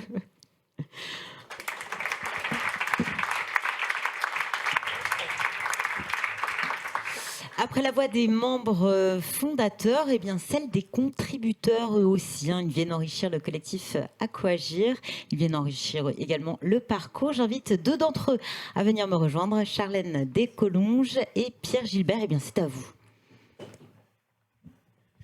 Allez, courage les amis, encore 10 minutes. Il y a un petit apéro après. Tout à fait, oui, on Donc, pourra reprendre des forces, avec Super. modération, bien entendu. Charlène Descolonges, bonjour. Bonjour. Vous êtes ingénieur hydrologue spécialisé dans les politiques de partage de la ressource en eau et d'adaptation au changement climatique, auteure, consultante, cofondatrice de l'association pour une hydrologie régénérative, et je vois que vous l'avez amené avec vous. Il y a aussi ce livre paru fin mai aux éditions Tana, L'eau fake or not. Pierre Gilbert, qui est à vos côtés, bonjour. Bonjour. Vous êtes consultant en prospective climatique et cofondateur de Sator. Sator, qui est une plateforme francophone de cours en ligne dédiée à l'éveil citoyen sous tous ses aspects. Alors, je suis allée chercher ce que voulait dire Sator et j'ai découvert que cela signifiait le semeur, celui qui sème. Alors, je vais vous poser la question, qu'est-ce que vous semez dans le collectif Aquagir et pourquoi finalement vous avez choisi de contribuer à ce collectif ? Merci. Alors moi j'interviens ici avec deux casquettes. Première casquette, c'est contributeur. Donc j'écris des articles pour Aquagir, justement grosso modo sur les liens entre grand cycle de l'eau et petit cycle de l'eau. Donc c'est de la vulgarisation scientifique. Et puis Sator. Sator, on a sorti une... Bon, l'idée c'est qu'on essaye de réinventer un petit peu le concept de la masterclass, de grands cours en ligne vidéo. Et il se trouve qu'il y a 2 semaines, on a sorti un cours qui s'appelle Les enjeux de l'eau, qui fait 10 heures en épisode d'une demi-heure. Donc ça se regarde vraiment comme une série Netflix avec une jeune hydrologue, Charlène Descolonges. Et l'intérêt de ce format, qui est un peu nouveau dans les formats de la formation, c'est qu'il est autoportant. Voilà, en 10 heures, des bases de l'hydrologie jusqu'à la gestion de l'eau, en passant par le changement climatique, en passant par la biodiversité, etc., etc. Tu pourras évidemment nous le présenter un petit peu mieux. Mais vous êtes un élu, vous avez tout, quoi. Enfin, c'est un peu la promesse. Vous en sortez, vous êtes un collaborateur d'entreprise, vous avez au moins un socle de connaissances qui est assez solide, qui est assez poussé. Et voilà, c'est pour vous. Justement, vous qui avez justement mis au point cette masterclass de 10 heures, donc par épisode de 30 minutes à suivre comme une série Netflix, qu'est-ce qu'on retient finalement une fois qu'on a regardé ces 20 épisodes ? Les messages clés sont pas forcément ceux auxquels on pense. Là, on a parlé beaucoup d'eau bleue et d'eau grise, mais à aucun moment j'ai entendu parler d'eau verte. Si, on a l'instant avec l'évaporation de l'eau. Sachez que chaque jour, chaque Français a une empreinte eau de 5000 litres d'eau. 85% est lié à votre eau verte, sans que vous le sachiez. En fait, l'eau verte, c'est une des limites planétaires qui a été franchie. Voilà, donc une fois qu'on a dit ça, et c'est dans aucun plan sur du gouvernement, aucun sage, personne n'en parle. Et pourtant, vraiment, il y a péril en la demeure. Il y a le livre blanc qui a été présenté au sommet de l'eau à l'ONU, qui en parle, et justement on a besoin de régénérer ces cycles de l'eau par le spectre de l'eau verte. Donc dans ce livre et dans ce cours, tout ce que j'ai abordé va être dans le livre, je l'ai approfondi dans le cours. On va parler de l'eau, de comment régénérer ces cycles de l'eau qu'on a dégradés avant même d'avoir perturbé le climat en fait, et quels sont nos usages de l'eau. Voilà, l'eau visible qu'on consomme tous à la maison, on en a beaucoup parlé jusque-là, cette eau qu'on ouvre au robinet, d'où elle vient, où elle part. Certes, on va poser les bases. On va parler aussi d'empreinte eau, on va aller beaucoup plus loin, on va aller sur notre régime alimentaire, sur notre production d'énergie qui dépend de l'eau, sur notre société qui dépend de l'eau, vraiment dans tous ses pans. Et on va parler aussi des impacts systémiques. Donc là, on va parler de beaucoup de choses. Justement, vous défendez tous les deux une approche systémique et aussi cette notion de régénération. Est-ce que vous pouvez nous en dire plus ? Eh bien, la régénération des cycles de l'eau, justement, c'est réaménager notre territoire. On va partir des territoires pour faire en sorte que l'eau de pluie qui va tomber sur les sols va s'infiltrer, rester le plus longtemps possible dans les sols, mais aussi à travers le végétal, puisque le végétal, c'est la meilleure innovation qui existe au monde. On est sur de la solution fondée sur la nature. Là, complètement, oui. Évidemment, on va avoir besoin de nouvelles technologies, mais sachez que si on veut chercher la meilleure innovation, elle se trouve là, en face de nous, ces arbres qui le font depuis des millions d'années, qui évapotranspirent et reprécipitent l'eau sur les territoires. Donc là, régénération des cycles de l'eau repose sur le végétal, sur un triptyque qui s'appelle l'eau, les sols, les arbres. C'est à la base de l'hydrologie régénérative. Une petite question d'ailleurs que j'adresse à tous les deux. Peut-être basique, et vous, dans l'assistance, avez peut-être la réponse à cette question, mais c'est important d'être pédagogue. Comment le changement climatique affecte véritablement la ressource en eau ? Vous me parliez, en préparant cet événement, des interactions entre le climat et l'eau. Bon, il y a des choses qu'on commence à savoir, hein, vous l'aviez dit, hein, donc, plus 1 degré, c'est plus 7% d'humidité dans l'air, sauf que votre humidité dans l'air, elle reste, en fait, elle a la même durée de vie, donc elle précipite au bout du même temps. Donc plus d'humidité dans l'air, c'est juste plus de pluie, plus violente à certains endroits et beaucoup moins à d'autres. Donc ça, c'est quelque chose qu'on connaît. On sait que... Bon, je ne vais pas vous décrire toutes les boucles de rétroaction qui font que les sécheresses se font de plus en plus prégnantes, notamment sous nos latitudes. Je vous parlerai avec grand plaisir de la distorsion du jet stream, parce que réchauffement de l'Arctique, mais qui fait qu'il y a beaucoup plus d'air chaud et sec du sud qui peut s'engouffrer en Europe et créer des canicules sur des dépressions qui font 3-4 semaines en été. Donc bon, on a tout ça. Et puis on a aussi, Charlène évoquait, mais la question des sols qui est fondamentale et qui est le grand inconnu. C'est-à-dire que pour vous faire du ChatGPT ou pour vous faire des microprocesseurs pour iPhone, il y a du monde. Pour comprendre des choses aussi élémentaires que le rôle du sol dans le climat et dans l'adaptation au changement climatique, il y a plus grand monde. Là, main levée, qui a déjà entendu parler de la pompe biotique ? Personne ? Pas grand monde, visiblement. Est-ce que tu peux nous expliquer ce que c'est que la pompe biotique ? Je vous invite à prendre le cours. Non, en fait, la pompe biotique, c'est une théorie qui a été mise au point par des astrophysiciens et qui, en fait, consiste à dire que voilà, le végétal, encore une fois, agit comme une pompe biotique qui va permettre la précipitation, accélérer en fait le processus de précipitation sur les continents. Sachez que le 2/3 des précipitations proviennent de l'évapotranspiration des végétaux. C'est vraiment le végétal qui va provoquer la pluie sous nos latitudes. Alors, mis à part certains pays ou certaines franges qui sont sur le littoral, qui dépendent essentiellement des océans, mais au global, à l'échelle du monde, ça c'est une représentation du cycle de l'eau étudiée par beaucoup de scientifiques, c'est le 2/3 des précipitations continentales qui sont liées au végétal. Et ça, c'est en raison de la pompe biotique. Ça, c'est absolument énorme.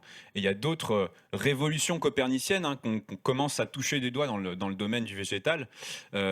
On commence à comprendre alors ce que certains appellent l'effet rosé, mais qui est plus complexe que ça. En fait, votre végétal, pendant la photosynthèse, crée aussi du froid. C'est ce qu'on appelle l'anabolisme. C'est quand vous fabriquez des grosses molécules, des sucres avec des petites molécules, de l'eau, du CO2, eh bien, vous créez des liaisons atomiques en plus, donc vous emprisonnez de l'énergie. Donc vous créez du froid à l'échelle presque nanométrique, à l'échelle de votre feuille. Et donc ça crée de la condensation.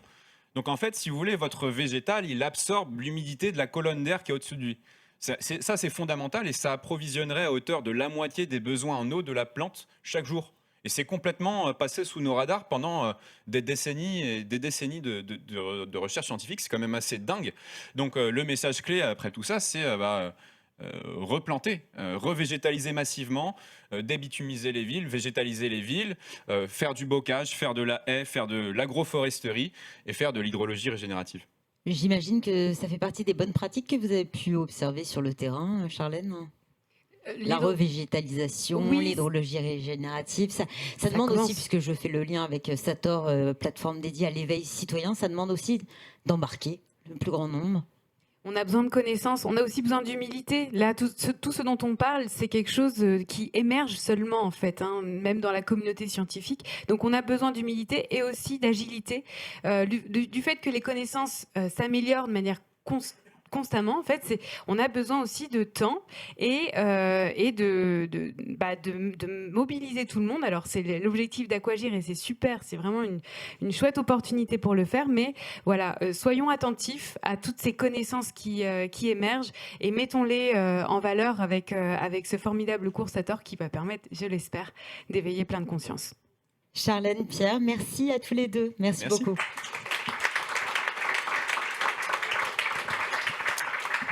Alors, vous avez forcément aperçu quelques images sur la première vidéo. Romain Delphos, vous pouvez me rejoindre effectivement. Vous êtes responsable nouveau business et marketplace de la Banque des Territoires. On a parlé du site aquagir.fr. On a vu quelques images un peu plus tôt, comme je le disais. On aimerait en avoir un petit peu plus quand même. Oui, et pour éviter l'effet démo et aller plus vite sur la présentation du site, on vous a préparé une petite vidéo qui reprend l'ensemble du parcours que vous pourrez retrouver par vous-même en tapant simplement aquagir.fr sur votre navigateur. On la regarde et puis on se retrouve juste après.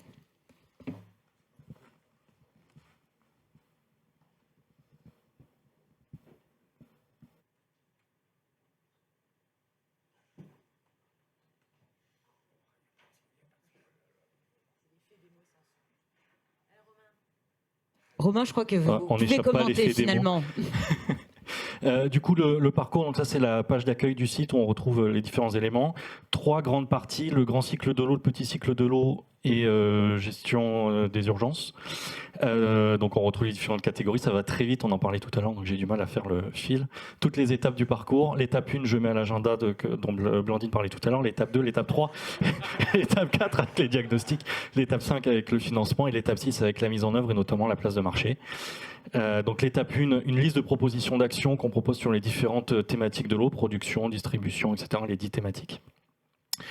L'étape 2, des retours d'expérience, donc des retours d'expérience sur chacune des propositions qu'on a dans le parcours. On est allé interroger des élus, des porteurs de projets sur ces projets-là. La maîtrise des compétences avec des articles qui viennent éclairer chacun des retours d'expérience de chacune des propositions. L'étape 4, des outils pour faire le diagnostic et aider à adapter le projet aux réalités du territoire. Je suis en avance. L'étape 5, le financement, avec les offres de financement de la Banque des Territoires et surtout le moteur de recherche des financements qui sont présents sur le territoire. Et puis l'étape 6, la mise en œuvre, avec, alors on ne la voit pas là, mais avec la place de marché qui est ouverte depuis ce matin et sur laquelle vous pouvez vous référencer si vous êtes une entreprise. On retrouve également sur le site l'agenda de l'eau avec tous les événements nationaux, locaux et les événements passés s'il y a des replays qu'on veut consulter. Et puis, à toute étape du parcours, sur les 6 étapes, vous pouvez demander un accompagnement d'Aquagir. Donc, c'est une plateforme qu'on a mis en place qui répond à vos questions de premier niveau sur tous les sujets de l'eau. Donc là, c'était la page Qui sommes-nous ? Et puis, on arrive sur la partie d'inscription. Inscrivez-vous, collectivité, entreprise, sur aquagir.fr. Bravo. Timing tenu. Vous aviez peut-être quelque chose à ajouter ? J'ai plus de souffle. Rien d'autre. Si on peut appeler à la mobilisation, peut-être Blandine, un dernier mot. C'était pas forcément prévu, je dois l'avouer. Je dirais surtout place au petit apéro, parce que tout le monde a été très attentif. Et donc, merci à tous pour votre mobilisation aujourd'hui. Et effectivement, ça ne fait que commencer. Et je rejoins Jean-Luc, il faut faire le plus vite possible. Donc, rejoignez-nous sur Aquagir. Et puis voilà, on vous propose de poursuivre les échanges de manière plus informelle autour d'un petit verre. Mais je tenais à remercier tous les intervenants qui se sont succédés à mes côtés pendant cette grosse heure et demie. Merci également à l'équipe du Hub des Territoires, à toutes les personnes qui sont en régie. Merci à vous, merci aussi à vous à distance qui nous suivez depuis le début. Je vous souhaite une très bonne soirée. Je vous dis à très bientôt. Et un grand merci, Fanny. Merci beaucoup.